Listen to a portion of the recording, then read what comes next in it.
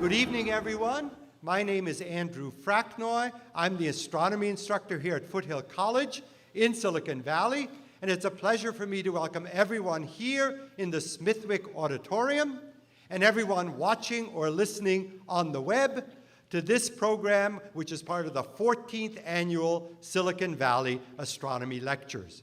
These programs are part of a major educational outreach project co-sponsored by Foothill College, by the Astronomical Society of the Pacific, by NASA's Ames Research Center, and by the SETI, the Search for Extraterrestrial Intelligence Institute, and we're grateful to all of them for their support of this special lecture program. Tonight, our speaker is Dr. Alex Filippenko of the University of California at Berkeley. He's been one of the most popular speakers in our series, and we're delighted to have him back. Dr. Filippenko is the Goldman Distinguished Professor in the Physical Sciences at UC Berkeley and a world-renowned expert on some of the most dramatic fields in astronomy, including exploding stars, black holes, the Big Bang, and other violent phenomena. He was the only person to have been a member of both the teams that found that the expansion of our entire universe is accelerating instead of slowing down like a decent universe ought to do. This discovery, one of the major discoveries in our field, based in part on the work done by him at the Lick Observatory and elsewhere, was honored with the 2011 Nobel Prize in Physics given to the two teams' leaders. Professor Filippenko has been voted the best professor on the Berkeley campus a record 9 times. He was also named the 2006 National Professor of the Year at the university level. He has produced 5 astronomy video courses with the Great Courses Company, co-authored an award-winning astronomy textbook, and has appeared in about 100 television documentaries explaining astronomy in everyday language. And most appropriate to tonight's discussion, Dr. Filippenko recently has been devoting his efforts, including part of his sabbatical, to this great quest to save the Lick Observatory, the oldest mountaintop observatory in the world. So he's going to tell us both about the exciting work that goes on at the observatory, what the crisis is about, and how you can help. Ladies and gentlemen, it's a pleasure for me and a just-in-time crisis-solving idea and event to introduce Dr. Alex Filippenko.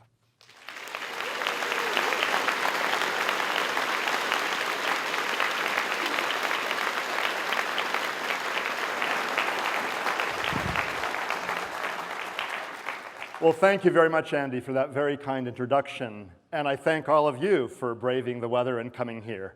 I almost thought I might not make it, you know? It's really pouring out there, and the roads are slick. So it's a testament to your devotion to astronomy and interest in the subject that you've come here, and we all thank you. This is going to be somewhat of a different talk than usual. I'm going to discuss a lot of science, actually enough science that could fill 5 or 6 talks, maybe even 7. But there's also a pitch, you know, Andy mentioned it. There's a crisis going on at Lick Observatory. And I hope you'll listen to the pitch and hear what it is, what we're doing at Lick, and find it worthy of your attention. So anyway, I'm very passionate about the subject, and I thought that it would be a good one for this crowd because I think a lot of people here in Silicon Valley know about Lick Observatory, care about astronomy and science in general, about public outreach and education, all those kinds of things, getting kids excited. And these are the kinds of things that Lick is all about. So let me start by saying that the University of California owns and operates Lick Observatory on Mount Hamilton, about 10 miles east of San Jose. As Andy mentioned, this was the world's first mountaintop observatory. It was established in 1888, 126 years ago. Its first director was Edward Holden, and in fact, he founded in the same year, 1888, the Astronomical Society of the Pacific, or I guess it was technically 1889 in conjunction with a total solar eclipse that occurred here in the Bay Area. And the ASP, of course, is a very worthy institution and one of the supporters of the Silicon Valley Lecture Series. Lick Observatory was made possible because of an enormous donation by James Lick, a donation in 1874 or so of $700,000. Based as a fraction of the GDP, it was calculated in 2008 that it would be the equivalent of $1.2 billion today. And this does not even count all of the money and effort we've placed into the observatory in the 126 years since its completion. The telescope that was built through his funds was the 36-inch refracting telescope. At that time, the largest telescope, or at least the largest refractor in the world. It's been exceeded only by one, the Yerkes telescope, but that's in a much inferior site in Wisconsin. He is appropriately buried at the base of the telescope. And when funds were flush, I think we used fresh flowers. Now I believe they're plastic, so that they never need to be changed. Lick remains a vital, productive, and in some ways unique facility for research, education, outreach, all kinds of things at a variety of levels. It's an enormously wonderful institution, and it's inexpensive to run. But recently, the UC Office of the President announced plans to terminate funding in the interval 2016 to 2018. There will be a ramp down. This is a bad idea. Now, they are verbally supportive of what we're doing. They're saying you're doing some good things, no doubt about it. But the university is under tremendous financial stress. I know it is. I know that we all have to, chip in somehow.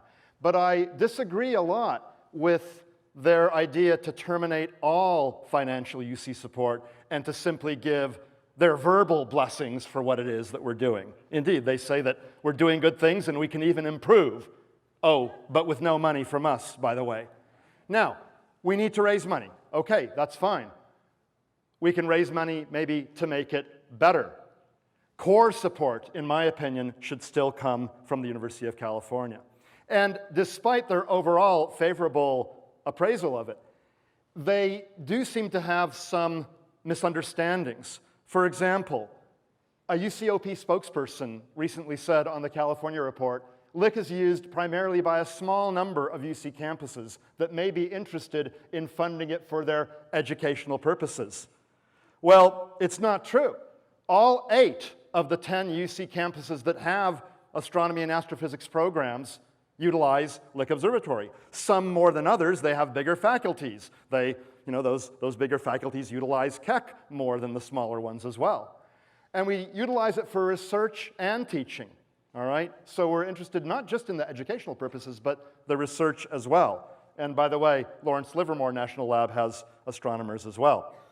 Now, what I want to talk about in this lecture are the research programs that are going on, a few representative samples. Just give you a flavor of what's going on. Outstanding research has been done. I'll focus on the past 2 decades. Forefront research is continuing along those same lines and along new lines. In particular, projects that require giant amounts of time on moderate telescopes can be done uniquely at Lick, not at some of the biggest facilities. We can design new instruments, new technology to be used at Lick and to be moved over to other bigger telescopes. And then, of course, we also do this education and outreach. Hands-on training for graduate and undergraduate students and postdocs as well. We use the facilities for undergrad lab courses.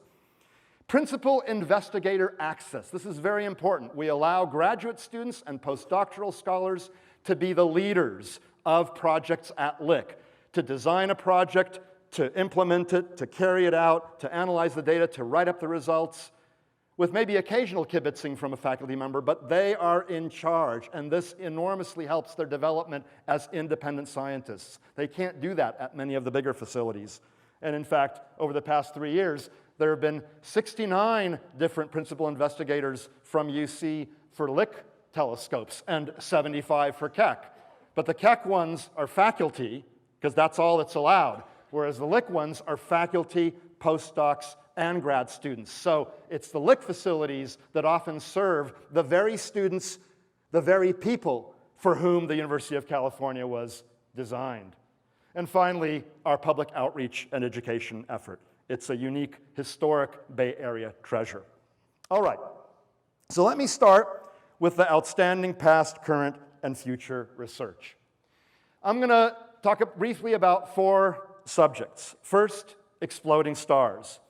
Now, our own sun will die in a relatively quiet way, but some stars literally explode at the end of their lives. Gargantuan explosions that become millions or even billions of times as powerful as the sun. Now, who among us doesn't like a good 4th of July fireworks show? Well, this is the biggest fireworks show out there aside from the Big Bang itself. You can see a star brightening over a few weeks and then fading over months. At its peak, it's equivalent to the few billion central stars in this galaxy. 1 star equals a few billion. So if our sun were to do this, and it won't, sunblock of 50 just wouldn't cut it, folks. You'd need sunblock or supernova block of several billion to protect yourself. But again, don't worry, be happy, our sun isn't going to do this. Supernovae are enormously important for our existence. They cook up and eject into the cosmos heavy elements. They've done so through nuclear reactions prior to the explosion and during the explosion. Those chemically enriched gases, the guts of the star, get ejected into space. We can follow these ejections. Here's one that's about 1,000 years old. We can analyze the gases and see that they're chemically enriched. They gradually spread throughout space, merge with other ejected clouds from other stars, and also with primordial clouds that have never or rarely formed stars. In any case, you get gravitationally bound clouds or nebulae like the Orion Nebula, in whose central regions stars have been forming in the past few million years and still are forming. Through analyses of these stars, we can tell that they're very young. And they are enriched in heavy elements, elements that did not exist in the first billion years or so of the universe's existence, and they've gradually been built up over time. Now, some of those stars have dusty, gaseous disks around them. These are protoplanetary systems. They are forming planets. And at least in our case, we know that there are rocky Earth-like planets. Now others that are similar in density are being found. I'll talk about that later. And at least on Earth, we know that life somehow formed and gradually evolved into the sentient beings that can look out into the cosmos, study nature, and try to understand how it is that we got here, our very origins. And it's amazing that we have these kinds of brains that are capable of such studies and the dexterity and mechanical ability to build machines with which to conduct such studies. Our DNA allows that, and there's a little bit of my DNA. Well, we like to study these exploding stars. The nearby ones afford us the greatest possibility for studies in detail. But they're difficult to find. In a typical galaxy like this, a star might explode every 30 or 40 years.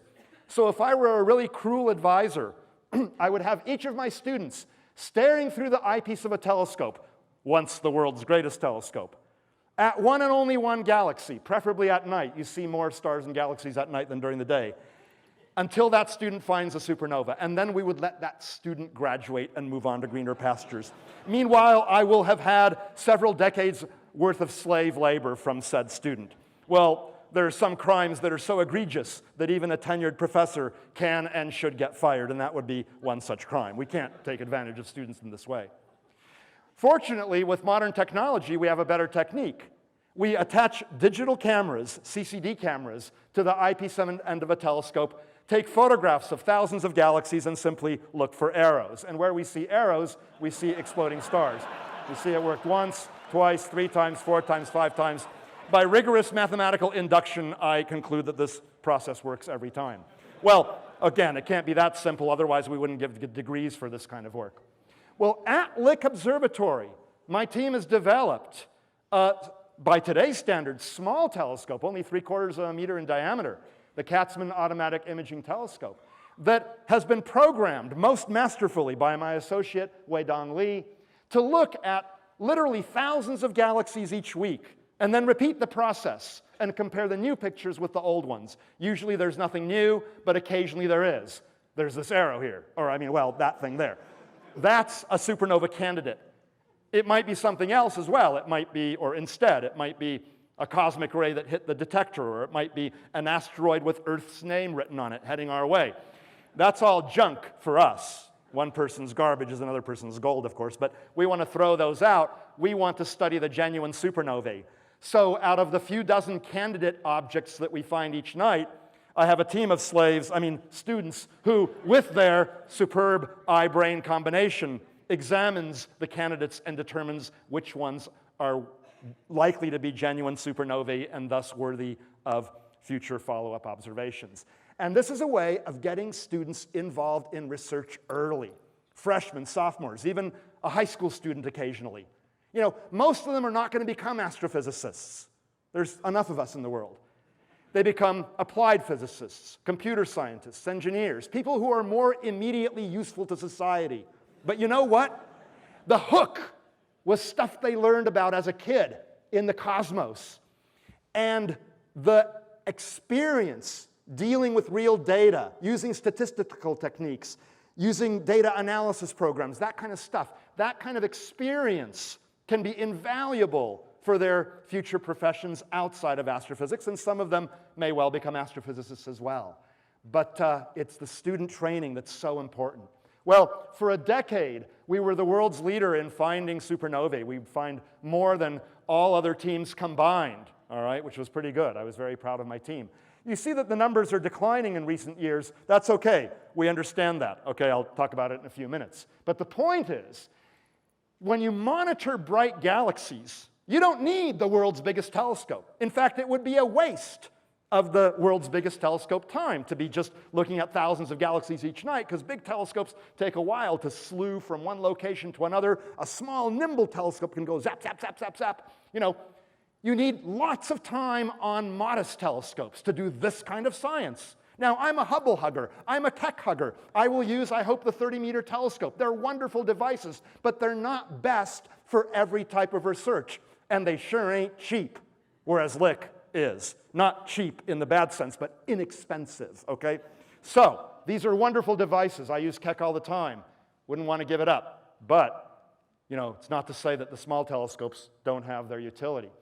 So what else do? We find these things, and then we use the Shane 3-meter telescope at Lick Observatory to examine their spectra. We pass their light through a prism, produce a rainbow, can tell us all kinds of interesting things, including the chemical composition of the ejected gases based on these various lines here. When you plot the brightness as a function of color or wavelength, here's the intensity versus wavelength, you get these things that look like roller coasters, all right? And by the way, here you see calcium, magnesium, iron, sulfur, silicon, oxygen, calcium. These are elements that were generated through nuclear reactions in the star prior to and during its explosion. The calcium in our bones, the oxygen that we breathe, the carbon in our cells, the iron in our red blood cells, these came from stars. And if it were not for the fact that some of them explode, we wouldn't be here discussing the matter right now. Anyway, they're the type 1s that have no hydrogen. Type 2s do have hydrogen. The 1As, a particular type of type 1, are of most interest to us tonight for what I've chosen to talk about. They come from the explosion of a peculiar type of star known as a white dwarf. Our sun will turn into a white dwarf in about 7 billion years, but our sun will not explode.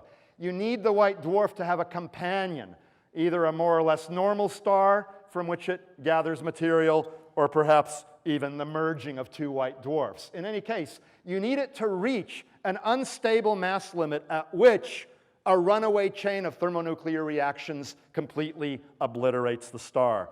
That's a type 1A supernova. And the explosions are nearly the same each time, all right? Now, I should just mention the type 2s. They're a different type of explosion. A big star, Betelgeuse, a massive star like the left shoulder of Orion, near the end of its life, and Betelgeuse is already kind of near the end within the last 500,000 years, but we're not sure quite how close it is. But when it gets right at the end of its life, if you were to cut it open, you'd see an onion-like structure of progressively heavier elements as you go down to the core. That's because the ashes of one set of nuclear reactions became the fuel for the next set, all the way to iron. But fusion of iron nuclei together doesn't generate energy, it robs the star of energy, so the star doesn't do that. Nevertheless, the iron core builds up, eventually becomes unstable, collapses, and the outer envelope gets ejected. So those are the type 1a and type 2, the two main types of explosions. Our studies are actually revealing new types of explosions as well. Here's brightness versus time for the 1As and for the type 2s. Our studies are revealing new kinds of explosions other than just these, and I wish I had time to talk about them. This is one of the 7 talks I could give. And in fact, over the decades, over the 14 years, I think I have given 4 or 5 talks here. Anyway, we monitor the brightness of the supernova as a function of time, because that tells us something about the physics of the explosion.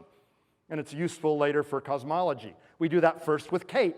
Then we do it with the Lick-Nickel telescope, a 1-meter reflecting telescope, which is used by my students. In fact, I just dropped in on my students on Monday night, and here they were, remotely from a room set up by Bob Kibrick at UC Berkeley and most of the other UC campuses. They are taking data. They don't have to be at the observatory, but they're using the telescope. This has so enormously changed the whole landscape of undergraduate participation in research, because undergrads don't have cars or can't rent a car, and they can't really make the 4-hour round trip because they've got courses to worry about. But gosh, if I've got a student with morning classes, I can have him or her observe remotely from Berkeley up to midnight, and then a student with afternoon classes takes over from then, and so they get to participate so much more than they used to since we set up these remote observing facilities. I've got like 15 undergrads in my group now. And the undergrads also take spectra. See right here, there's actually a spectrum right there. And again, they get their hands dirty with this research. They get enthused by it. It's such a great turn-on to them to actually be contributing to the advancement of knowledge. Well, time moves on, and there are competitors. There are places like the Palomar Transient Factory, with whom I actually collaborate on some issues, but they now have a telescope with a much wider field of view than Kate. So my own philosophy is evolve or go extinct. Now that PTF and a few other things are scanning bigger parts of the sky, more and more galaxies, they can find more supernovae, so we're no longer going to be at the top. So we might as well do something else that keeps us competitive. So what we're doing now is we're monitoring fewer galaxies, but more frequently. Instead of once a week or once every 2 weeks for a given galaxy, we do it nightly or every other night, all right? And so here's one where it doesn't look like we got it every other night, but nevertheless, we caught this guy very early. This is not the last image that was taken before the 11th of June. In any case, we found this one, it turns out, only 1.5 days after it exploded. And Weidong had set up a program such that for our best gold-plated candidates, without even undergraduates blessing them, the software decides this is likely to be a really good supernova that's really young. I'm going to start taking data through a bunch of different filters automatically. Blue, visual, red, near-infrared. And again, it's this brightness versus time that tells us through analysis and study some of the kinds of things that are going on in the supernova. So, since other people are finding more of them now, we decided to change our own focus to finding fewer, but more early in time, where we can learn much of what's going on. I mean, it's like, a newborn. You observe how they change with time, and they change quickly. Once they're several years old, they change more slowly, okay? Now, here's one, just last year, caught very, very early. Look at that, July 8th, no supernova there. July 10th, there it is, marked with an arrow, so you know it's real, okay? Here is our light curve, brightness versus time. Here are the Kate data points. We combined our data with the Italian supernova search. There are other people doing this kind of work as well, and that's good. There are lots of supernovae to go around. We found that the thing brightened very, very quickly. Theoretical expectations were this dashed curve, but it went zoom like that. In fact, it was detected by the Italian team just 2.4 hours after the explosion. That's amazing. Well, we thought, this is the first one of its kind that we found. Maybe it's just a weirdo. Who knows what's going on? Well, recently, just a month ago, there was a supernova, 14J, in what's called the Cigar Galaxy, M82, 11.5 light years away, 11.5 million light years away. Okay, slight factor of 10 to the 6th error there. It too had this incredible rise because we and a very accomplished Japanese amateur astronomer, Koichi Itagaki, have these upper limits. In other words, it wasn't detected by us there or there. That means it was no brighter than these limits, and that means it could not have been following this curve there, right? Amazing. By the way, we didn't actually discover this one because of a technical difficulty and also an error by the students, but that's okay. We learn by making errors ourselves and by learning from other people's errors. If the undergrads never made errors, or if I fired them anytime they make an error, heck, if I had been fired when I made an error, I would never have a job, okay? So, you know, you learn. And anyway, we missed that one, but we do have the data. Look at these data. Amazing. We submitted a paper. I mean, remember, this thing was discovered on January 21st, almost 22nd. We submitted a paper on January 30th. It was accepted on February 9th.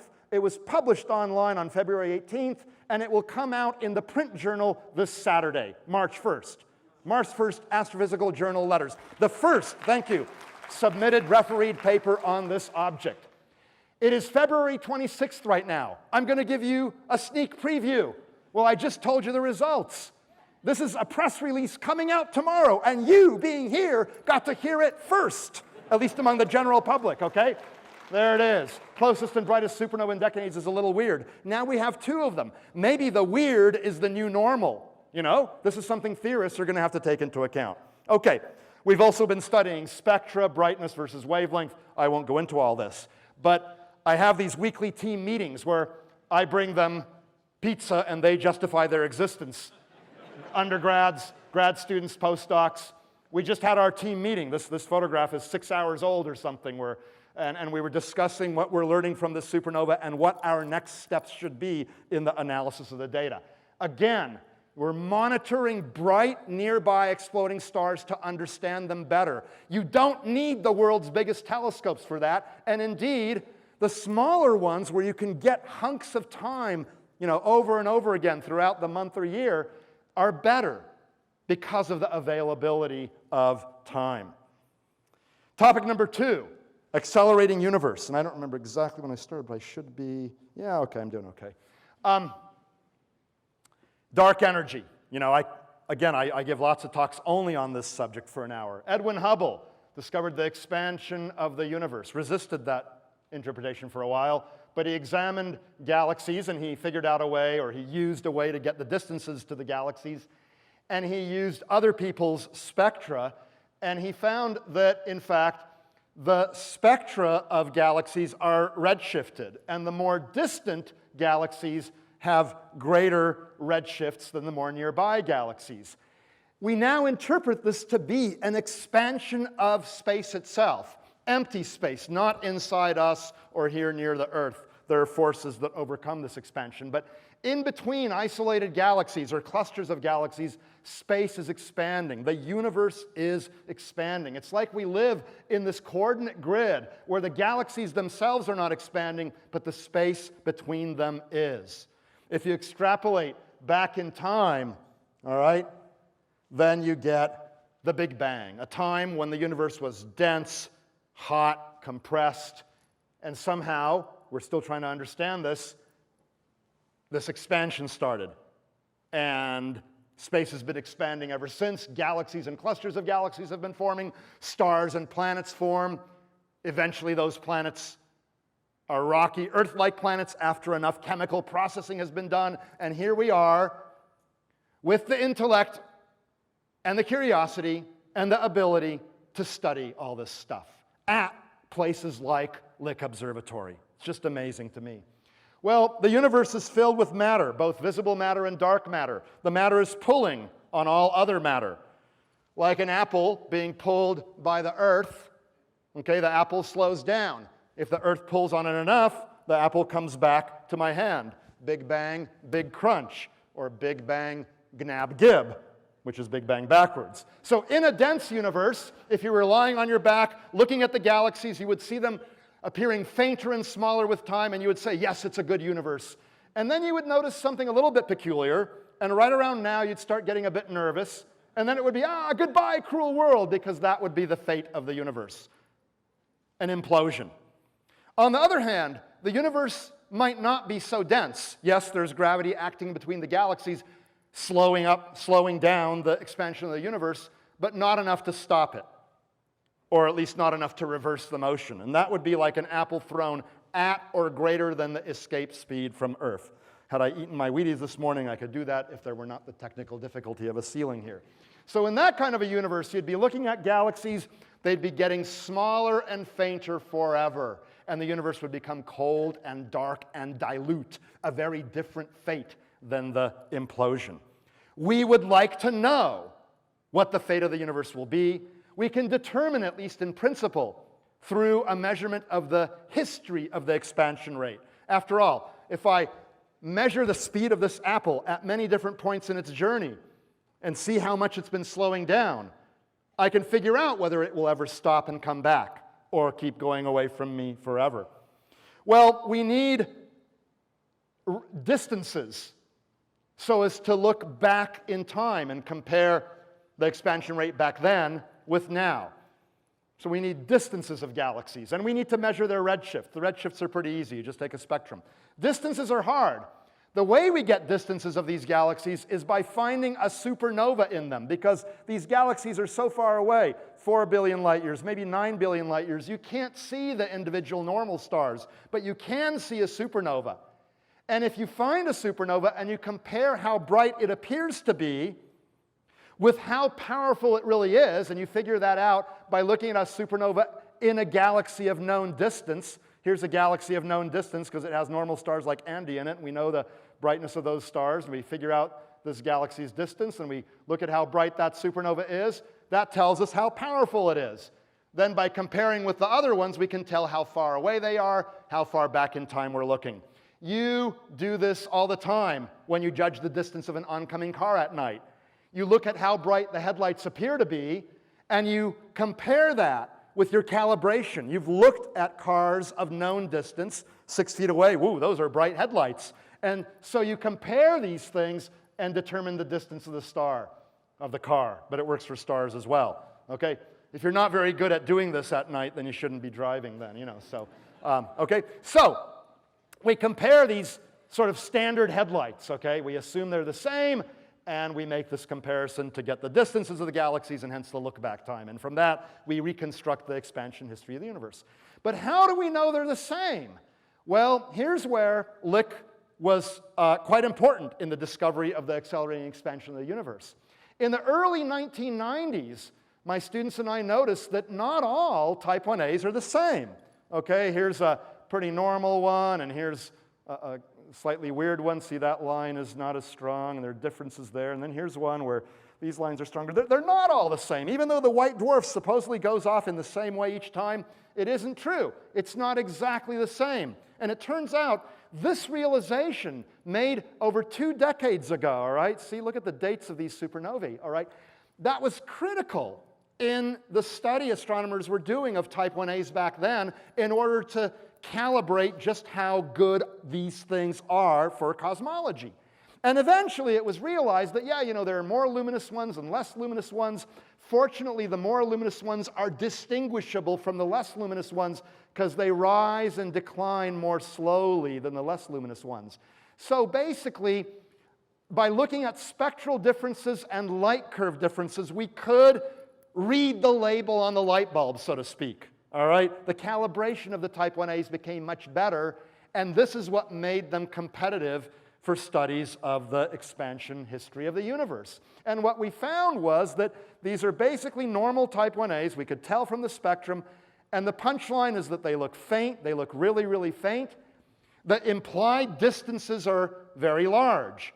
Now, you might say, how do you know those are 1As? Maybe there's some intrinsically fainter supernova. Well, that's where Keck was important. I got spectra for both teams of these supernovae, and I confirmed they're type 1As, they're normal type 1As, and I got the redshift as well. All right, so we know the redshift, we know they're normal type 1As, yet they're so faint that the implied distance gives an accelerating universe rather than a decelerating universe. So instead of, galaxies pulling on each other, gradually slowing down the expansion rate, at least in the past 4 or 5 billion years, has been increasing. And by the end of '98, the editors of Science magazine proclaimed this to be the most important discovery in all areas of science that year.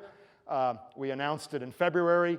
By the end of '98, no one had found any obvious flaws in what we had done. Now, the caricature of Einstein is surprised here, not because he's blowing multiple universes out of his pipe.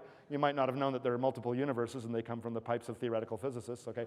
But he's surprised because this one universe is expanding faster and faster with time. That's not what you would expect, okay? It implies the presence of a weird, repulsive kind of energy, which we call dark energy. And when you add up all the stuff of the universe in gigantic volumes, not here on Earth, but in volumes, say, 1 billion light years in diameter, you find that 70% of the universe is this dark energy, and we don't really know what it is. And oh, and by the way, galaxies and clusters of galaxies have dark matter, and we don't know what that is either. We only know about the ordinary matter, and the part that shines is only about 0.5%. So, there's a lot we need to still learn. We are learning. We're using the Kate telescope to learn. We're, for example, studying supernovae like this one, okay, and trying to figure out what's going on. We've perfected the techniques. We doubted the result initially. What if we're wrong? What about, what is all this stuff? But by studying them in greater detail, we couldn't get the result to go away. And moreover, other astronomers using other techniques couldn't get the result to go away either. So it's not that Kate itself found the supernovae with which this discovery was made, because we started finding supernovae around 1998 with Kate. But it's been used to refine the result in the 11, 13 years, 15 years since that time. And by 2011, studies of the supernovae and other studies led to confirmation of the observational result, which is why 13 years later, in 2011, it was recognized with the Nobel Prize. You wouldn't give the Nobel Prize unless the discovery were verified not only with the original technique, which is what we did with Kate and the Shane telescope, but also with other techniques. And so anyway, this was just an amazing thing. The three leaders, Saul Perlmutter, Brian Schmidt, and Adam Rees, who was a postdoc of mine when we did the work in the mid to late 1980s, they were honored with the prize. The rules are that it can't be given to more than 3 people, unless it's the Peace Prize. Then I guess you can give it to more, but whatever. They spent a good fraction of their prize money flying the rest of us out to Stockholm to participate in Nobel Week. A lot of parties, a lot of receptions. The only thing we really didn't get is a handshake from the King of Sweden, the gold medal, and the share of $1.5 million, which, by the way, would have been nice because $1.5 million is about what it takes to run Lick for a year. Okay, so if I had won it alone, maybe that's what I would have done. So anyway, how will the universe end? Well, we're not really sure still, because although it's accelerating right now, here's the stage we're at now, we don't know what the dark energy is. So what if it changes sign in the future? In that case, the universe could still undergo a big grunch or a gnab gib. Or if the dark energy remains constant per unit volume, then you get sort of this exponential expansion here. It's called the big chill.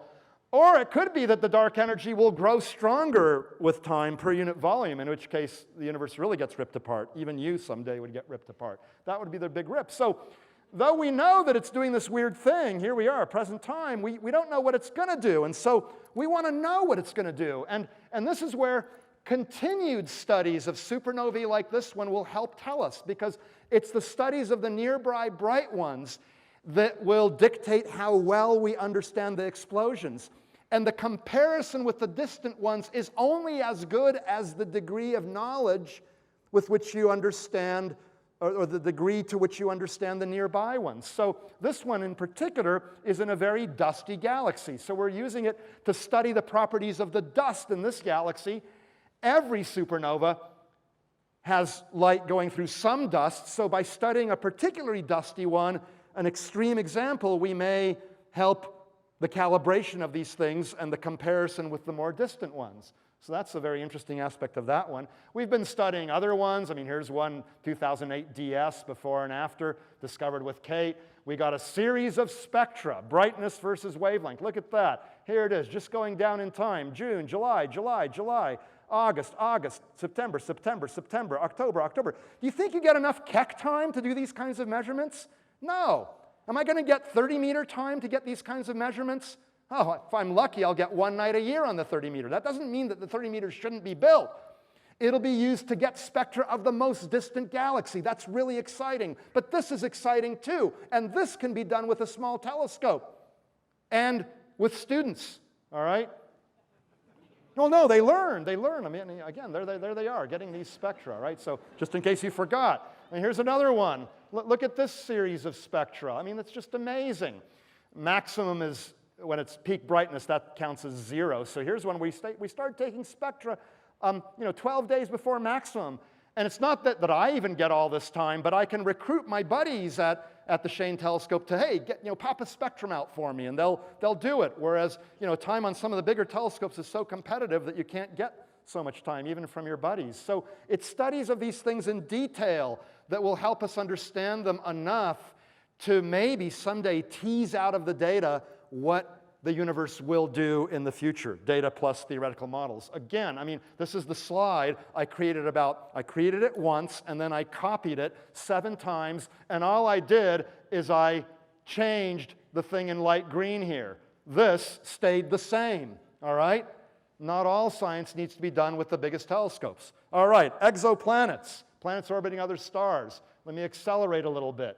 Big question, are there other planetary systems, or any of them like our solar system? We'd like to know. How do we know? How do we find them? Well, it's not true that a star is stationary while a planet orbits it. Actually, a star and a planet orbit their common center of mass. And if you monitor the star, if you take the spectrum over the course of time, you can see that it's blue shifted when the star is coming toward you and red shifted when the star is going away from you. In response, this is, in a sense, the reflex motion to the motion of the unseen planet, the so-called Doppler wobble. So what do? You get a spectrum, but you really disperse it into a really gigantic thing so that you don't just see, a dozen strong absorption lines here. You can see thousands or tens of thousands of lines here. Look at that. This is what's called an Echelle spectrograph, one that Steve Vogt built for the Shane 3-meter telescope at Lick. And so what you do is you've got this thing, you've got this orbiting, this common center of mass orbit, all right? And then you look at this thing in some detail. So we're going to expand this little part of the spectrum. And this is not exactly in phase with this. Sorry about that. The periods are different. But you can see what's going on. The lines shift ever so slightly. Blue shifted, red shifted, blue shifted, red shifted. And the amount of light per pixel changes ever so slightly, right? There's not many pixels here, but you can see the distribution of the light changing. It's just incredible. It's incredible that my colleagues are able to do this. I mean, I tip my hat to them. In particular, I remember when Jeff Marcy and Paul Butler were applying for time at Lick, and I was on the time allocation committee, and Bob Kraft, the director back then, he was the chair, and he said, he just thinks someday this might lead to something. In the early 90s, when we kept on giving gobs and gobs of time to these guys, who hadn't found anything yet, and a lot of people in the world claimed that they were wasting their time. Well, at Lick, we could afford to take a risk on a chancy project like this. And in fact, with the Hamilton spectrograph built by Steve Vogt, they were able to find lots of these things. Unfortunately, they didn't find the first one. A team in Switzerland found the first one, 51 Peg. But Marcy and Butler confirmed the claim with their own data, just with beautiful data, a 4-day orbital period, what's one of these so-called hot Jupiters. And then they proceeded to just tear off like there's no tomorrow. They found 2 more by starting to sift through their data that they had already accumulated. The weird thing was people hadn't expected massive planets so close to the stars, so they didn't expect such a big signature. But now that 51 Peg had been found, Marcy and Butler sifted through their data and found 2 more, You know, Time magazine, is anybody out there? How does the discovery of 2 planets brings us closer to solving the most profound mystery in the cosmos? You know, is there life out there? Is there intelligent life out there? Well, you might say there's plenty of evidence already in reputable journals like this one. You know, alien backs Arnold for governor. Okay, well, don't believe everything you read. Okay, well, so Lynette Cook's artist's conception of what these things might look like. Okay, they're really interesting. And Marcian Butler, by the way, found, I believe, something like 70 of the first 100 exoplanets found by all astronomers working in this field worldwide. And they did it with the 3-meter telescope and the Hamilton spectrograph at Lick. 70 of the first 100. Okay, what they found was there are lots of hot Jupiters, and that's interesting, but we'd like to find Earth-like planets, small guys and guys in the habitable zone. You need to monitor bright stars. Have you seen this slide before? Am I making my point? You need huge amounts of time on modest-sized telescopes. All right? That's what you need. All right. Well, the latest player in the game, the automated planet finder, a 2.4-meter telescope that is nearly as big as the 3-meter, but look at the size of this dome. It barely fits inside. That makes it less expensive, okay? This is 60-year-old technology. This is more modern technology. Anyway, it's a compact little telescope. It's hard to even be in there. I was once allowed. I wanted to take a picture. You just can't take a picture of this thing unless you're in a crane up here somewhere. Anyway, it's fantastic. It's a $12 million device. It was just finished, just commissioned last year. It has another spectrograph designed and built by Steve Vogt's group, and it is the most powerful in the world of its kind. It is now completely robotic. Now, here's Lauren Weiss, who used to have to sort of babysit it for the first few months of its operation, but she tells me in an email message that all she needs to do now is click on the go button at the beginning of the night and then come back in the morning and make sure that the dome closes okay. So it's pretty much completely robotic. Thing finds the star, puts it in the slit of the spectrograph, does zillions of stars this way over and over and over again. The immediate goal of the automated planet finder is to search for nearby Earth-like planets around stars within 20 or 25 light years of us, and here they are. I expect you to memorize all their names, okay? So we want to find Earth-like planets in size, but also in the habitable zone. Neither too hot, too close to the star, nor too cold, too far from the star. The Goldilocks zone, the just right ones, where liquid water might exist on the surface. Now, all of life that we know of is based on water.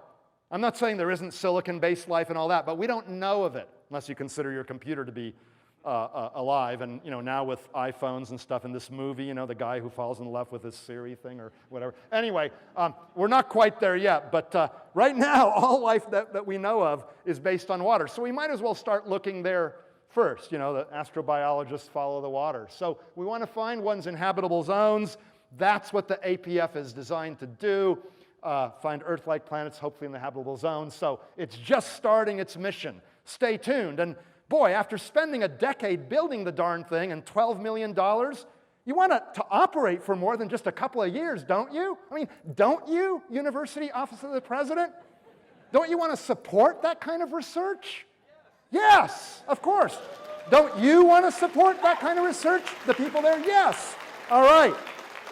Giant black holes in the centers of galaxies, so-called supermassive black holes. What's a black hole? Again, this is a talk I give. I'm giving you just a lightning-fast overall view of the kinds of science we're doing, and this doesn't even cover all of it. Gravity is so strong that nothing, not even light, can escape. So it's a place where stuff has been compressed a lot. So gravity is really strong. In Einstein's general relativity parlance, the curvature of space-time is huge. So anyway, not even light gets out. So here's my award-winning photograph of a black hole, and the effect is better in a darkened room. But I sell it for $10,000, most of which goes to Lick Observatory. For you, $5,000, special price. Anyway, abandon all hope, ye who enter here, because I tell my graduate students, you can study the properties of the black hole, but safely from a distance. Don't go inside. You'll never be able to publish your results, at least in the Astrophysical Journal. Maybe you can publish it inside in the Black Hole Journal, but it won't last very long because it all collapses to the singularity. Anyway, black holes are interesting places. They're kind of fierce. They suck you on, they suck you in, and they don't let you out. So we have a saying, what happens in a black hole stays in a black hole, you know, so anyway. All right, so how do you find them if you can't see them? Well, it's all gravity, all right? If we can find the effect of the black hole on something orbiting it, and in particular, if we can measure the distance r of the orbiting object and the speed v, then you can use Newton's laws to figure out the mass m of the object causing that motion, all right? Well, the best observed center of a galaxy is our own galactic center, 26,000 light years away, and at infrared wavelengths with a technique called adaptive optics that I'll describe, people within UC and other places have been monitoring the stars, and they can see their positions changing, and they're following these beautiful Keplerian orbits around something that's at that red cross there, and you can calculate that the mass at the red cross is 4 million times the mass of the sun. And we can't think of anything that it could be other than a black hole. So our galaxy has a supermassive black hole in the middle because we can see the motions of the stars. But all other galaxies are so far away that you're not going to see the motions of individual stars. What can you do then to see whether there is or is not a supermassive black hole in general in the middle of each big galaxy? Well, here's what you do. There's a class of galaxies called active galaxies. They have unusually bright centers. Quasars are a good extreme example, all right? And it turns out that when you take a spectrum of an active galaxy, it has this continuum here. That's basically light produced by gas that's very near the putative black hole, emitting light. And then there are these emission lines, okay? And they're produced by gas farther out from the putative black hole, all right? And there's hydrogen and doubly ionized oxygen and things like that.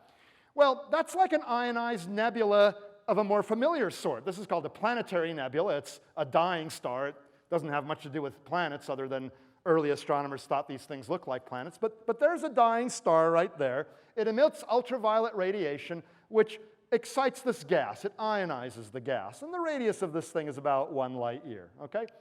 Well, you have this gas in active galactic nuclei as well, all right? But some of the gas, some of the lines appear broad. See these broad guys there? The broad emission lines indicate that the gas is moving around very quickly, thousands of kilometers per second, presumably very close to the putative black hole, all right? So these clouds here, for some reason the animation isn't running, but they're all moving around and they produce Doppler shifts that lead to a broadening of the line. So the width of the line tells you something about the speeds of the clouds of gas in the central region. If we could measure the distance of those clouds of gas from the hole, then we'd have a speed and a distance, and we could calculate the mass. Well, let's go back to this example. We use a technique known as echo mapping or reverberation mapping.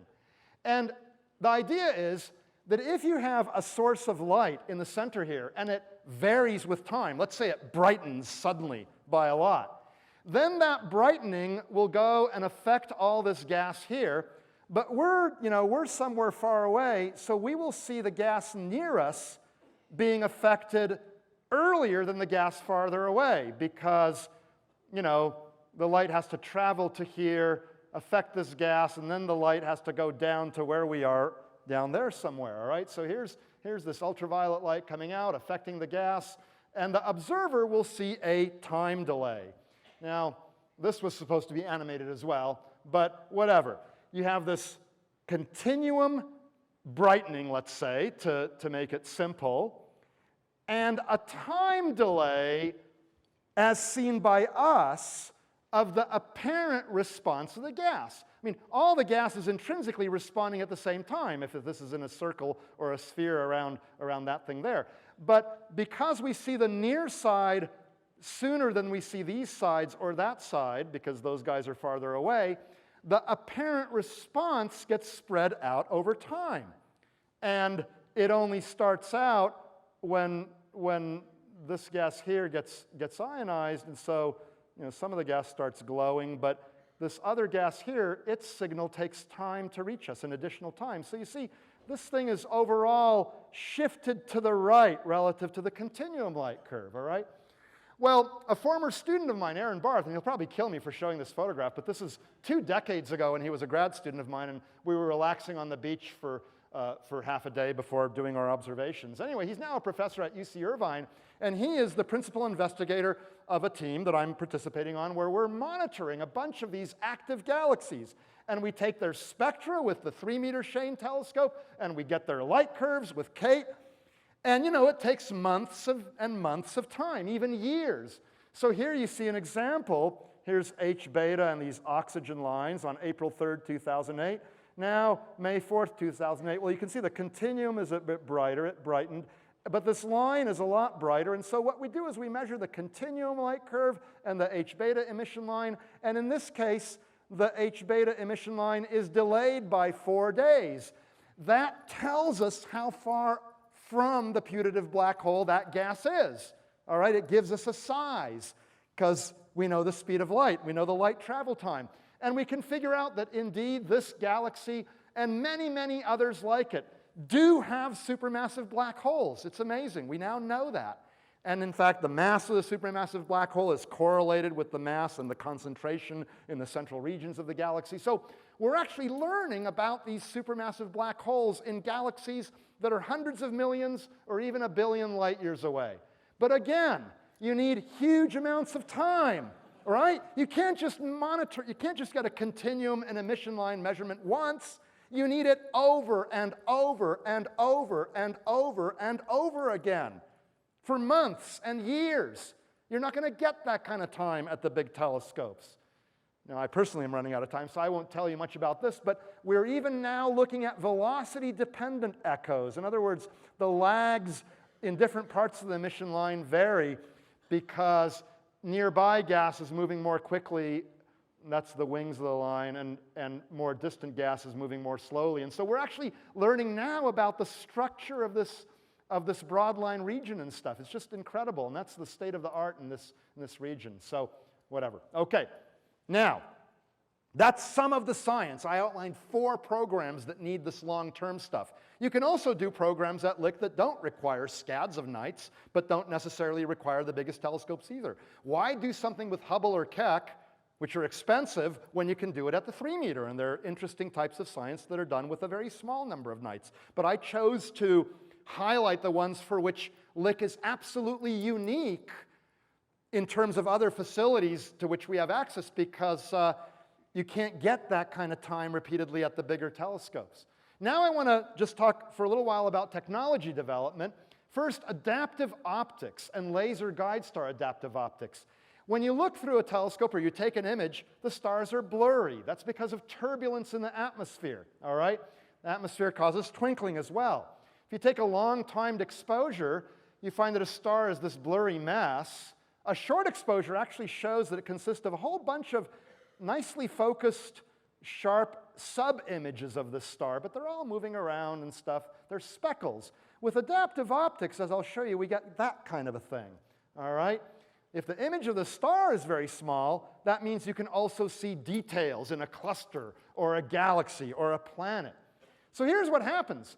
The distorted wavefronts, having come through the atmosphere, hit a deformable mirror, and that deformable mirror is adjusted in real time based on measurements made with a wavefront sensor. That is, it measures the shapes of these wavefronts, and it tells the mirror how to deform itself in order to turn these corrugated structures into nice plain waves. And notice successive wavefronts look roughly similar to each other. In other words, they have a certain coherence time. They're not all just completely random, and that's why this technique works. And so you get this amazing result, right? So here is a star. These are real data, you know, uncorrected and corrected. Or maybe this is a simulation, I don't remember. But it's not a fake simulation in the sense that we're not showing anything better than what we've really achieved. I mean, we've really achieved these kinds of results.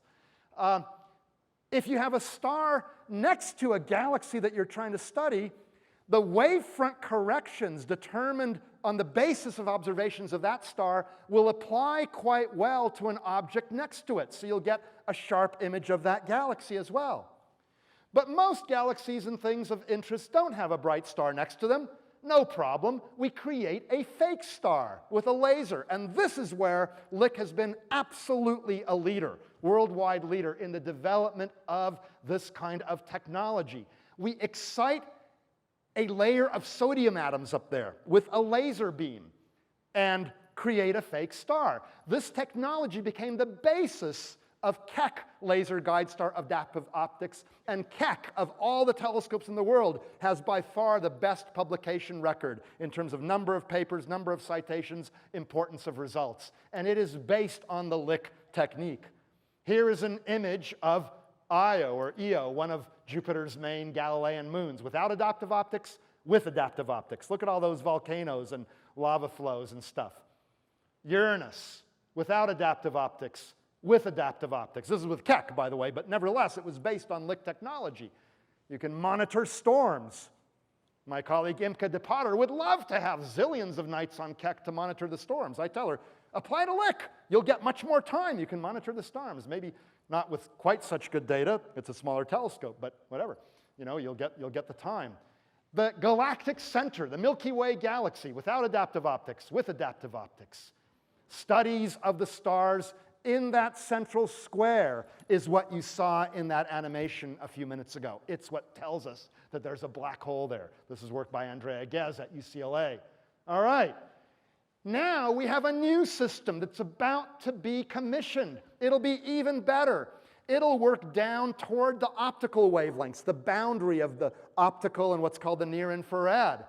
It turns out to be harder to do this at shorter wavelengths. We are pushing into the optical with the 3-meter telescope at Lick, and I have no doubt that this technology, once perfected, will be moved over to Keck and the 30-meter telescope. But why spend precious time on those telescopes developing the technology when you can do so at a cheaper price with a smaller telescope? I ask you, is this not worthy of support?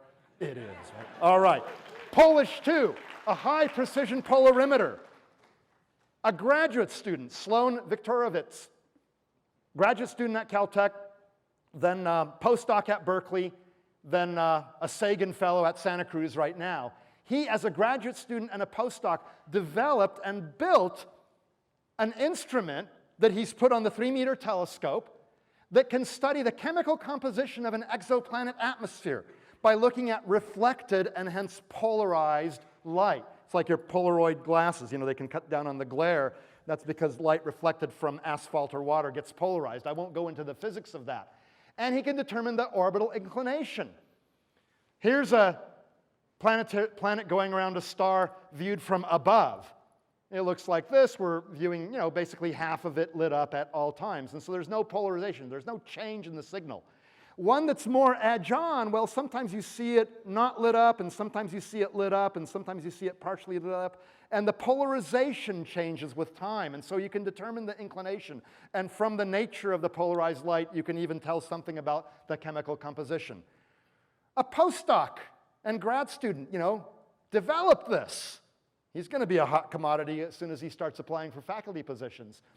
I love space telescopes, but here's some data regarding one of these transiting exoplanets with the Spitzer infrared telescope. The scatter is given by the width between these two green lines here, and you can see interesting things going on. Lick sensitivity will be the width of this line here, from the ground, overlooking the 10th largest city in the United States. It's okay. These are bright stars. You can study them from a bright site. All right? Yes, it's not as dark as in space, but you don't need it to be as dark as in space if you're studying the brightest stars. Anyway, cost $40K, this instrument. $40K. Space telescopes can cost $1 billion. I'm not against space telescopes again, but what I'm saying is for a small price tag, do this kind of science too, which is competitive in some ways with the space telescopes and in other ways is totally unique, like the monitoring stuff. First, a fiber imager for single telescope. You could say for a single telescope, I suppose, but single telescope, there's many such single telescopes where this can be applied. Gaspard Duchesne, a researcher at Berkeley, was at least the California-based PI, although this was a collaboration with a team in Paris as well.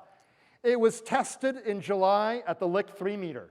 from a remote observing room at Berkeley. There he is. And the point of this thing is that there are certain types of measurements that allow you to see disks around stars and stuff. There's a new thing on Gemini Planet Imager. But what they do is they mask out the central region. It's like a disk is placed in front of the star, in effect, and you can't tell what's going on in the vicinity of the star. So this first thing is able to take data where other instruments blotch it out, okay? And it's a complicated thing, but the point is that it went from a lab experiment in Paris in 2007 to first light at the Lick 3-meter telescope in July, and has been moved over to the Subaru telescope in Hawaii most recently. So this is a technology that's been used for interesting results at Lick, but has been moved over to even bigger and better telescopes. It would have been a waste to spend a lot of time testing this equipment on those big, expensive telescopes. And undergrads were involved, okay? Undergrads and grad students were involved. And then near-infrared optical SETI, the search for extraterrestrial intelligence, done with the nickel 1-meter telescope, began as an optical SETI project. The idea being aliens might send nanosecond pulses of light in order to advertise their existence. This is energetically cheap to do. If you're sending out light continuously, that's expensive. But if you just send little pulses, you can send out a lot of light without using up all that much energy. Rem Stone and Frank Drake started this. Shelley Wright was an advanced undergrad at Santa Cruz. They've now transitioned to near-infrared and optical SETI. Shelley is now the principal investigator. She's now a professor in Toronto. She started being PI in 2011 as a postdoc at Berkeley. And Jeff Marcy of Exoplanet fame has joined the team. There's Frank Drake, Shelley Wright, Rem Stone, and Jeff Marcy in the remote Berkeley Lick Observatory or Keck Observatory control room. So anyway, it's fantastic. And then finally, not to minimize this, but education and public outreach. I mean, some things some things are attractive to some people, others to other people. I once gave a talk on only the education and public outreach aspects, and someone came up to me and said, well, yeah, but there's no science being done. And then I once gave a science talk, and someone said, yeah, but you're not educating anyone. Although I hope I've shown through numerous pictures of students that we are educating people. Mission and vision statement. Our mission is to inspire deep connections with the universe and to engage our communities in learning about scientific practices, astronomical discoveries, and enabling technologies. We will empower community members to be scientifically literate, to explore careers in science and engineering, and to understand science as a human endeavor. Hands-on training for graduate and undergrad students and postdocs. That I've talked about extensively. We also use Lick telescopes for undergrad lab courses. A reminder, here are my undergrads. This is only 6 of the 15. It's midterm time, and people have classes sometimes during the 1 hour of which I hold pizza lunch, but there's 6 of my 15 right there. All right, principal investigator status. I mentioned this at the beginning of my talk. Very important for the development of independent, carefully thinking scientists. It's one thing for them to just help me with my projects. It's another thing for them to take charge of a project, and I occasionally help them. All right, there they are, postdocs and stuff, observing from the remote control room. Lick is the primary base for UC astronomy education and public outreach. Keck is wonderful, Hawaii, I love it and stuff, but that's not what people think of when they're living in California. They want a place close to home. 35,000 visitors come to Lick. Those are the people that come inside and actually look at stuff. We also have lots of bikers and stuff and hikers that just come up just to enjoy the natural beauty. We have this hallway with wonderful exhibits of cutting-edge science, and some bozo that you've seen for the last hour. I'm almost done. Lots of volunteers who believe in what we're doing. They help with the summer programs. We conduct viewing sessions on Friday and Saturday nights, and also some concerts as well. There, people look through the historic refractor while James Look chuckles underneath, okay, and says, yes, do not close it. UC should fund it. Amateur astronomers set up extra telescopes and engage the public as well. It's a fantastic partnership. We love our volunteers. We love our amateurs who come up there, all right? Again, in many cases, they're only amateurs in the sense that they're not being paid to do this, This inspires our youth. It sparks interests. Again, most of these kids will go on into engineering, applied physics, computer science, things like that. But man, you get them looking at Saturn or the sun through a filter or whatever. It's just fantastic. We've partnered. UC Observatories have recently partnered with the Center for Science Education at the Space Sciences Lab at UC Berkeley. They're very skilled at science education and outreach. This is what they do, and they've decided to partner with us. They set up a booth, an outreach booth that they take to various meetings, and they've done this in conjunction with a group that, in a sense, I oversee called Friends of Lick Observatory. This Science Education Center has also instituted a Teacher Institute, where in the summer we train teachers and we expose them to data analysis and all kinds of instruments at Lick and stuff, and get them inspired to teach kids about science. It's not as dry as it is in the textbooks. We've even we're starting partnerships with sister cities, at institutions at sister cities. Cork Institute of Technology, they're worried that their middle school and grade school students never get to see the stars, because after all, it's Ireland, okay? It's always cloudy. Well, they can look at data taken at Lick Observatory. Welcome, Ormondale School welcomes the robotic telescope. That, we hope, will be the nickel telescope, which is just a wonderful thing for this kind of a thing. And people just visit Lick. It's a wonderful place of great natural beauty. It's a unique Bay Area treasure. All right, just a few minutes on the nitty and gritty. Operating costs, about $1.4 million a year. That's actually not much money, comparable to the cost of a new Keck instrument every 7 to 10 years. In other words, Keck instruments cost 10 to 14 million. I'm not saying Keck instruments are bad. Again, I'm a Keck hugger, but bang for buck, spending $1.5 million a year on Lick with all the pros, and very few cons, that's worth it, I think. We could do this with 10 to 14 commitments from people of 140 to 100,000 per year for 10 years. That's a commitment of 1 to 1.4 million. It's not chump change, but it's over 10 years, and there are a lot of people in the Bay Area who are passionate about science, see what it is we're doing, or we hope that the message reaches them and might be able to afford that kind of thing. Or maybe one foundation will give the whole thing or something, Of course, it's much easier if you get matching funds from the Office of the President. We're working on them to give matching funds. Why cut us off completely? Then they're only verbally supporting us, and they're not putting the money where their mouth is. And some donors find it preferable to have a match from the university. So we're working on that. I haven't given up hope. Of course, I would love for them to fund the whole thing at the core level. Then we could use any donations that you and others give to improve the place. That would be fantastic. UCOP operates it at the core level. Your donations help improve it.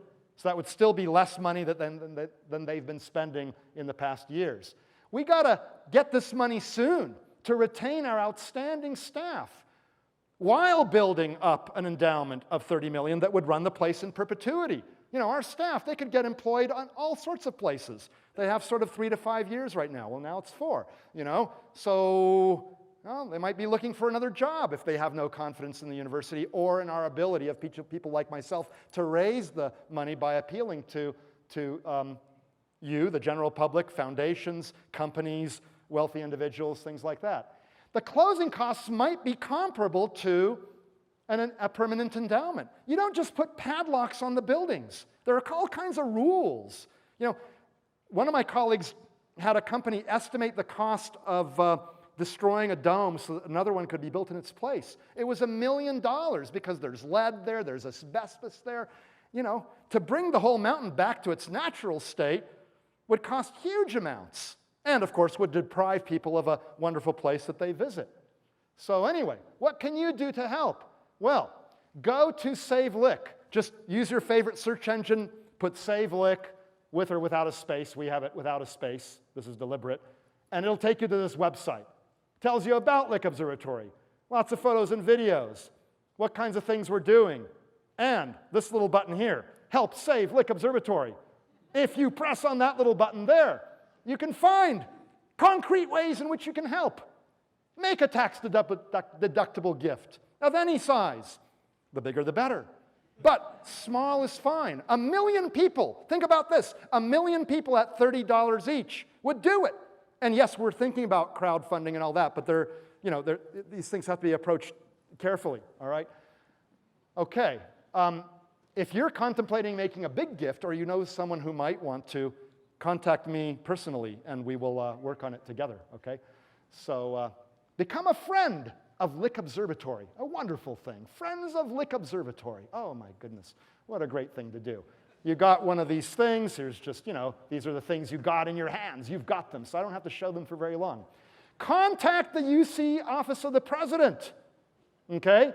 There's a button you can click on. It emails your message for you. You do have to compose your message, but it emails it for you, all right? Or you can send your own copy to this address, all right? Led by Zoe Lofgren, 9 members of Congress just sent, February 20th, a very powerful letter to President Napolitano. And by the way, she could be swayed. She hasn't heard these arguments. The decision was made before she became president. She may see what a valuable resource this is and provide at least some of the core funding, right? This kind of pressure. Talking points, I've listed them for you, okay, on this one-page handout. I've also listed, in case you know of anyone with some big pocket change, XYZ Center for Astrophysics. Yeah, it's true. With a big enough gift, we'd rename the whole mountain. The main building would become Lick Observatory. We can't, for legal reasons, remove Lick Observatory, and we wouldn't want to. But Lick really was the original main building. We could call the whole place the XYZ Center for Astrophysics. It's not going to happen for $5. Okay, so, all right. But again, other naming opportunities for $1 million or $2 million. Doesn't have to be 30, all right? We welcome your advice. There's a button for that. Your comments and ideas. If you want to address them to me personally, send me an email. I'm easy to find on the web. There's my email address. We welcome your advice. Send your comments and ideas, all right? Visit Lick Observatory. If you've never been there, it's a wonderful place to visit. You've got a little brochure on that as well. It has great historical significance as a California landmark and an educational institution with a lasting scientific legacy. You can help save Lick. You can help yourselves. You can make donations and talk to friends. You can pressure the University of California Office of the President. You can beat some sense into them about why this is such an amazing facility that they've not thought about. They've not thought about a lot of the things I talked about.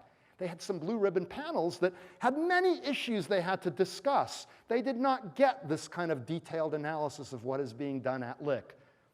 They gave, in my opinion, incorrect advice to the Office of the President. And they're not, in most cases, astronomers. They just took that advice. Tight budgets. Blue ribbon panel says, defund Lick, make them find their own funds. Okay, well, that might not be the best decision. But even if it stands, we can, and I believe we will, find a way to save it through the efforts of people like you. And who knows, the Office of the President might contribute as well.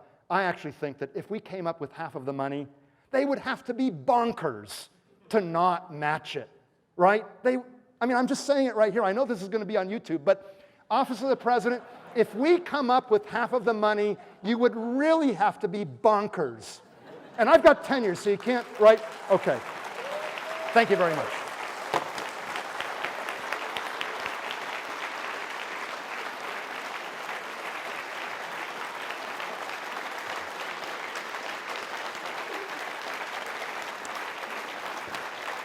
Thank you.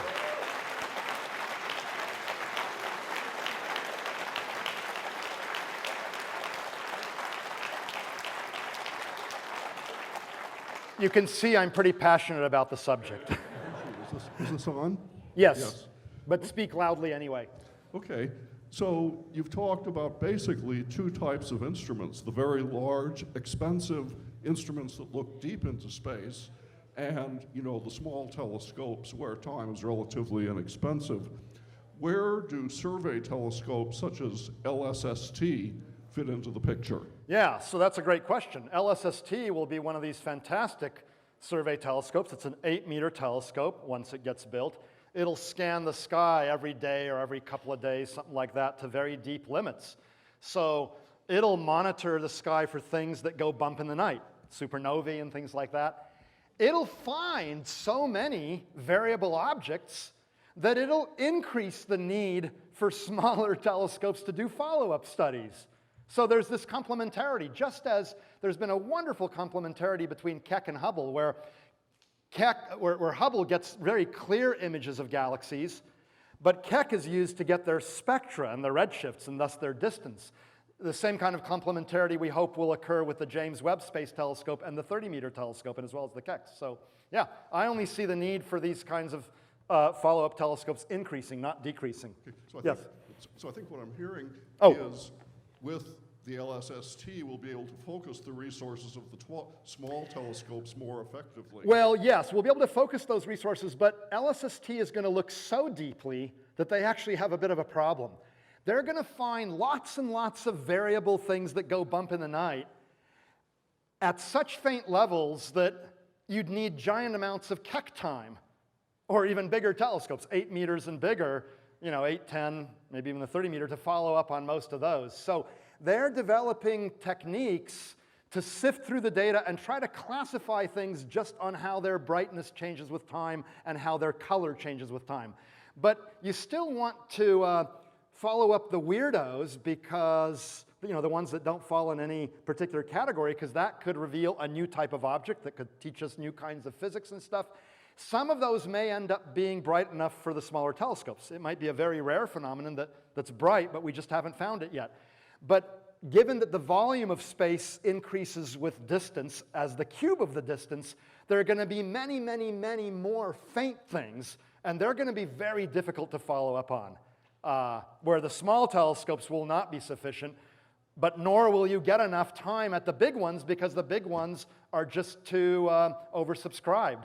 So we're in a bit of a pickle. LSST is going to leave us with a lot of unanalyzed data, or unfollowed up data. Thank you. Yes? Hello. I was just wondering if you could comment specifically about the 36-inch refractor, its historic status, perhaps the state or the World Heritage Fund, or anything of that nature. Is there any preservation work that could be done to stem the defunding? That's an interesting idea. We are in touch with the Society of California Pioneers, which are people whose families came here in 1859 and earlier. And they're very interested in preserving Lick, and in particular the main building and the 36 refractor as a historical site. So, email me that, and I'll forward it on to the relevant people. I don't know as much about history and stuff, and I can't I can't be doing it all at the same time, but that's definitely a very interesting suggestion, so thank you. Go to that little click button, savelick.org, or whatever, not org, but just save Lick, and it'll bring you to that website. Yes? Thank you for coming. Thank you. I appreciate your trip all the way from Berkeley. I was wondering, with the electromagnetic force, is it causing at the Big Bang, or some rotation to the Big Bang, or the... Yeah. So the fundamental question is the universe rotating for whatever reason? Right. It's actually a very interesting question. We have not detected any large-scale rotation. We've actually looked. And there was even some talk at one point that more spiral galaxies are rotating one way than the other, and that turns out not to be right. And there was some other talk about there being some preferred axis, and those data sort of went away, or at least the strength of the signal went away. Like so there doesn't appear to be rotation, but I can't rule out the tiniest bit of rotation. I can't rule that out yet. Yeah, cool. Yes? Thank you. I was wondering about the mechanics of the creation of elements in supernova. Right. Because it seems like the nova are stars that are primarily hydrogen and helium. Right. And then in an explosion, do all these complex, larger nuclei just get created all at the same time? Yeah, well, or does so... it happen in a... Yeah, this is, I teach a junior-senior level course on stellar structure and evolution, and this particular topic takes several weeks, okay? And in fact, careers are still going on in this. So it turns out different elements form in different ways. But for example, let's go back to the white dwarf that explodes. It's a carbon-oxygen white dwarf. So right now our sun is mostly hydrogen, although it's been fusing into helium for 4.5 billion years, so there's quite a lot of helium in the core now, plus the helium with which it was born. But eventually it'll start fusing helium into carbon and oxygen. It's not doing that yet. And our own sun will stop at that point. And most stars that are low mass stop at that point. But then the ones that are able to become a type 1a supernova, well, then you have carbon nuclei fusing together to form, magnesium and neon and silicon and sulfur and all the way up to like nickel and things like that. All right, so you get them blown out. Now there are other types of stars, the ones whose core collapses and then the other parts rebound away. Turns out there's a whole bunch of free neutrons kind of wandering around in those explosions. And those free neutrons get captured one by one by heavy nuclei like iron. And that can build up many of the elements heavier than iron. And also some of the elements heavier than iron are built up even in stars like our sun when our sun goes into a more advanced stage. So it doesn't have to blow up, but it requires an iron seed nucleus from a previous supernova to be the thing that captures a neutron once, twice, again and again and again, and that can build up other of the heavy elements, up to bismuth. And then you need explosions to get the ones heavier than bismuth.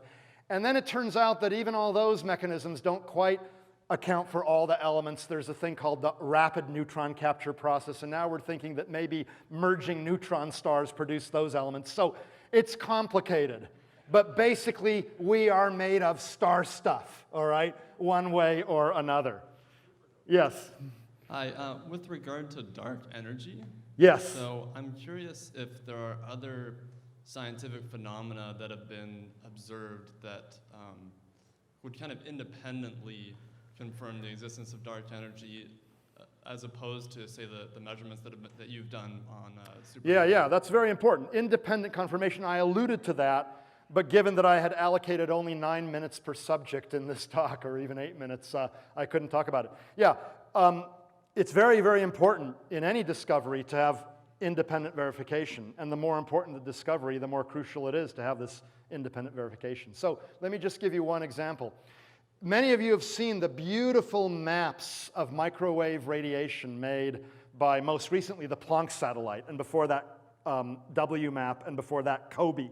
All right, this is an area where satellites have done a lot of good work, but ground-based work in Antarctica and the dry, high deserts of Chile and Peru is quite good too. Anyway, they've made super detailed maps of the microwave sky. That's a baby picture of the universe when it was 380,000 years old.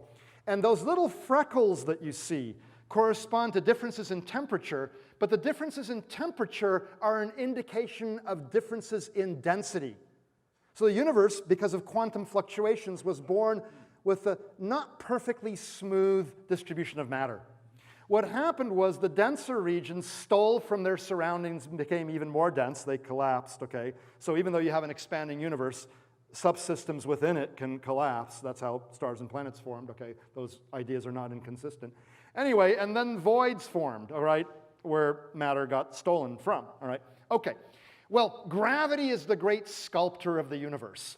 If you take that initial map of distribution, the map of the distribution of these little fluctuations, and evolve it over 14 billion years through supercomputer simulations, okay, using just gravity, you end up with a theoretical structure that looks quite a lot like the observed structure of galaxies and clusters and filaments and bubbles and voids, but it doesn't quite match, okay? If you include dark energy as well, then, in fact, you run the simulations again, and you get much better agreement. So that's one way in which this has been verified, and there are several others. Had there not been, then the Nobel Committee would not have said that, this discovery is sufficiently ripe, and been verified sufficiently well to deserve this recognition. So it's a very important question, what you brought up. Yes? How many nights a year is the weather, smog levels, et cetera, sufficient that you can use the telescopes up there? At Lick. Yeah, so, we're above the smog, which is a nice thing. That's, 4,200 feet. We're not always above the fog, and we're definitely not above the kinds of clouds that we have tonight. So, in fact, my team is on tomorrow night, and there's a storm tonight, there's a storm Friday night, and the humidity will probably be too high. Fog will form or something. So, I don't know the exact statistics, but I would say at least half of the nights, maybe 60% of the nights are usable. I mean, quite good, and maybe up to 70% are usable to some degree. Not much over 70%, I would say, at least in normal years. But gosh, this winter we did really well at Lick. We did really well.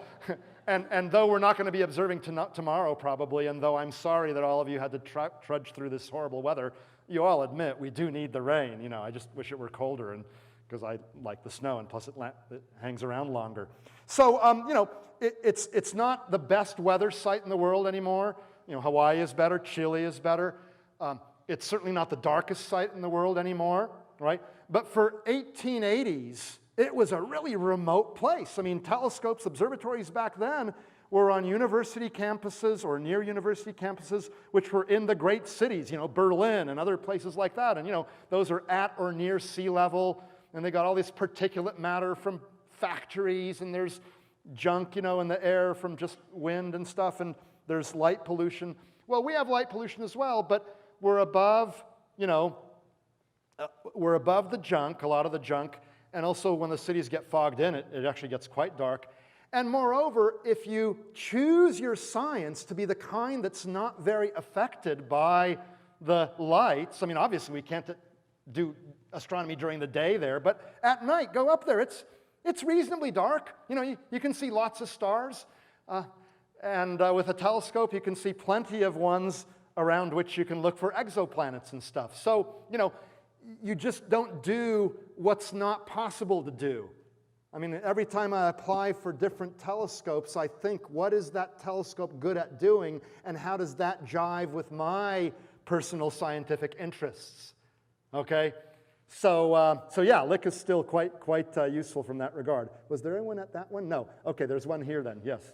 Yeah, I've got a question about the type 1a supernovae. Right.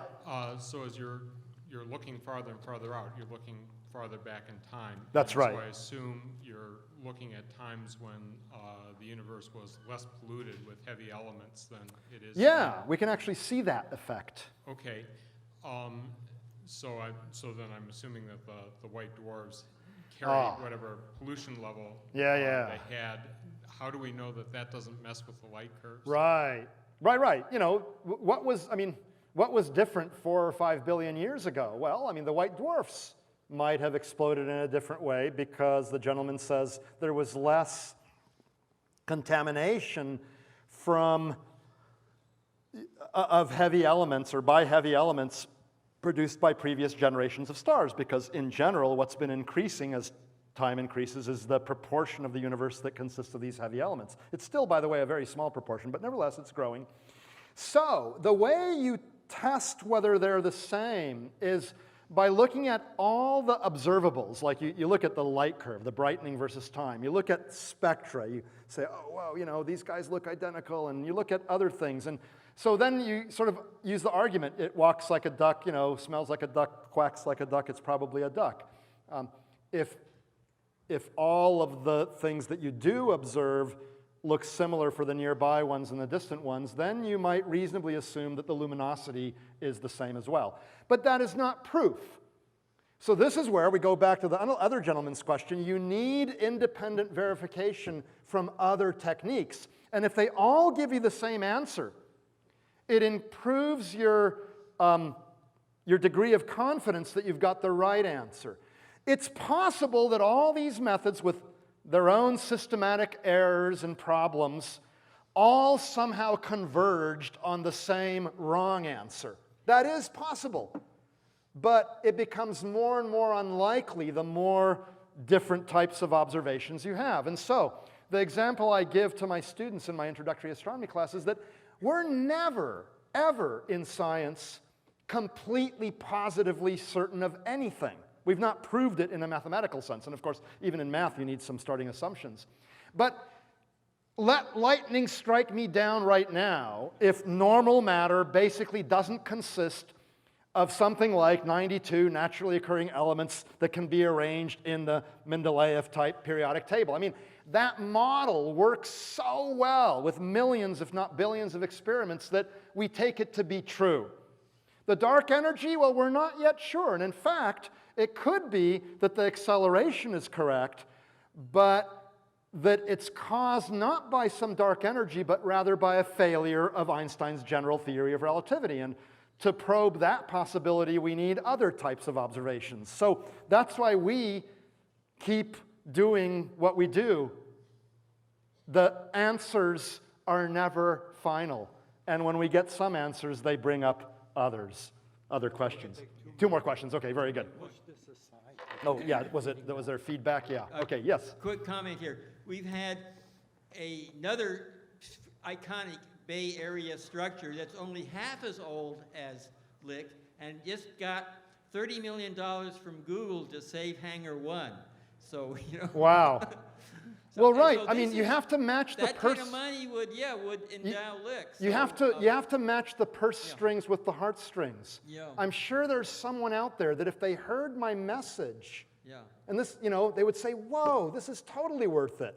I'm not going to comment on the hangar. First, I didn't know about this, and secondly, you know, I don't want to pass judgment and stuff. But yes, for my purposes, of course, Lick Observatory would be more important. But for someone else, that might be more important. But I think part of your point is that it's not that large an amount of money given the kinds of things that have been supported here. And I believe the Museum of Modern Art in San Francisco raised $500 million in some number of years. And you know, modern art, that really, a lot of people are very passionate about it, and that's fine. But there's got to be science and technology people out there that when they hear this message will say, wow, this is what we want to support. And so I'm asking you to some degree, maybe you're one of those people, or maybe you know one of those people. And so if you yourself are thinking about a major donation or know of someone who might make a major donation, you know, I'm happy to talk with you, give lectures to, you know, have a Q&A session, have lunch, do a special talk for you and your friends. I mean, you know, as Andy said, I'm giving up. I gave up part of a sabbatical I already had. I've got another one coming up, and I'm spending my time in part fighting for Lick. And I need to say this one thing because I forgot to say it. I'm doing it, of course, partly for my own research, but look, you know, I do all kinds of research. I don't have to use Lick. You know, I wouldn't die if I suddenly couldn't use Lick, you know. I want to use Lick. I think I'm doing exciting science at Lick, but it's not the end of the world for me. It's not going to take my heart out. Or it will, but it won't stop the beating. Okay, I'm going on too long, but I'm doing it largely for the next generation of astronomers, the youngsters, okay, right? I'm doing it for them. So, and for the people who will go on into the high-tech fields and become the new entrepreneurs. I mean, I was one of those kids that was excited by the kinds of things I was reading about. I discovered Saturn on my own through a little telescope. Didn't matter that millions of people had seen it before. I pointed to that star on my own. No one told me to, and that was a big thrill. I was thrilled by the lunar landings, as were many, you know, 10, 11-year-olds back then, right? And that galvanized this country into a half-century of technological success. And we are now losing ground to a number of other countries, and I hold nothing against those other countries. Let them be great at science and technology, but I would want the USA to be in the top echelon as well, and we are losing our ground, okay? So we need to excite kids somehow, you know? But thank you. If you know of anyone who has money for the hangar, maybe they'll want Lick. You know? Last question. I very much appreciate your crusade for Lick, but my question is a scientific one about Hubble diagram. The Hubble diagram? The Hubble diagram. Yes. That is, if you're plotting velocity, recession velocity, or redshift versus distance. That's exactly right. Right, and you get the straight line. And then for the acceleration of the universe, that straight line would bend downwards, I think. Yeah, it depends on what your axes are. But you're plotting redshift versus distance, hence look-back time. Redshift on the y-axis and distance on the x. Yeah, I usually plot it the other way. So yes, your way, I believe it would curve down. Yeah. Do I plot it the other way?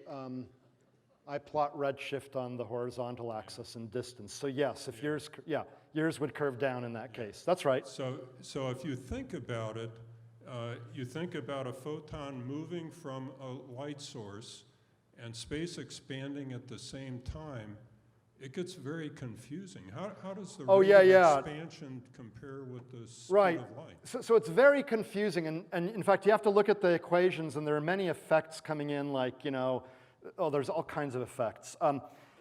So here's the issue. What I often tell people in the 1-hour version of my 10-minute talk is that the supernovae look too faint compared with what was expected. And the example I give is, suppose the universe were 1 second old, and you measure the distance of the apple from my hand after 1 second. Okay, it's some distance, but it's been slowing down. If the Earth's mass were less, it would slow down less, and it would get to a greater distance. Now, I can't make Earth's mass less, but I can throw the apple faster. That has the desired effect. Then remove the Earth, and forget about Jupiter and Saturn and all that. Toss the apple, it has no reason to slow down. It gets to an even bigger distance in 1 second. And then I say the apple is found, the supernova was found at an even bigger distance, hence zoom, like a rocket. And then the gears in people's heads like yours, who are really thinking about it, say, well, wait, that depended on your assumption that the universe is a second old. What if it were 2 seconds old? Obviously, the apple gets farther. Ah, very good. Very good. It turns out, however, that the answer is independent of the assumed age of the universe because the apple was at a greater distance than anticipated based on its redshift for any model in which the universe is decelerating or even going at a constant rate. And the mathematics is quite detailed, and it's not at all obvious because there are many factors and they go to different ways. But once you do the mathematics, you find that for any amount of deceleration, you can plot the redshift versus look-back time diagram. The redshift measures the amount of stretching that has occurred during the time that the light has been on its way to you. So it's the redshift versus look-back time or distance diagram that does it. Okay, and you find all these curves, and I don't have them loaded here, but they, strongly decelerating, well, in your axis, a strongly decelerating universe, a slightly decelerating universe, a little bit decelerating, and a non-decelerating universe. And what you find is that it follows the accelerating universe because independent of the age, we measure the redshift, we expect a distance corresponding to that redshift depending on what kind of a model universe we live in, and the data do not agree with any of the model universes. Okay, that's the way it goes. So the result is independent of the assumed age of the universe. And this analogy that I gave you, it's good for telling your next door neighbor, all the apples were too far, is what you can tell them. But between you and me and the rest of us here, that explanation is insufficient in detail, and it's the redshift versus distance relation. But there are many factors, and so I don't want to go into the mathematics right now. Not surprising that you've gotten teaching awards. Oh, thank you so much. Thank you. Okay, all right.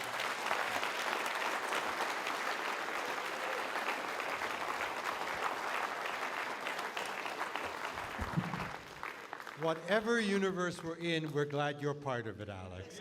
And thank you all for coming, and let's support Lick Observatory.